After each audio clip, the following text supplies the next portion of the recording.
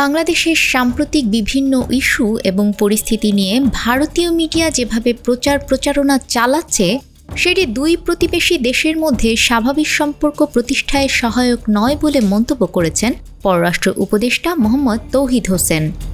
এ সময় দেশীয় গণমাধ্যমের উদ্দেশ্যে তিনি বলেন, আমি মনে করি দেশের সংবাদ মাধ্যমগুলোর একটি কাজ হওয়া উচিত ভারতীয় মিডিয়ার মিথ্যাচার তুলে আনা, তাদের এই বিষয়গুলো শক্তভাবে উপস্থাপন করা দরকার।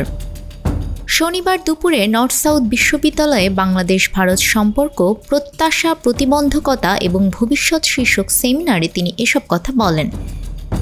সেমিনারে জাতীয় ঐক্যের গুরুত্ব তুলে ধরে পররাষ্ট্র উপদেষ্টা বলেন, জাতীয় ঐক্য না থাকার কারণে আমরা পিছিয়েছি। জাতীয় স্বার্থে আমাদের অবশ্যই জাতীয় ঐক্যমত দরকার।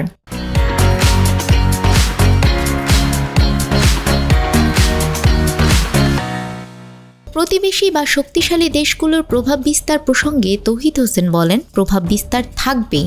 এসব মোকাবিলার জন্য আমাদের ঘর গোছাতে হবে, যাতে কেউ অযাচিত প্রভাব বিস্তার করতে না পারে।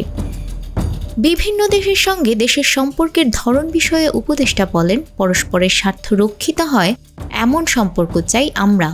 এ সময় সীমান্ত হত্যা নিয়েও কথা বলেন পররাষ্ট্র উপদেষ্টা। তিনি বলেন, আমি অনেক দেশ ঘুরেছি, সব দেশেই অপরাধী আছে, কিন্তু আপনি সীমান্তে গুলি করে মেরে ফেলতে পারেন না।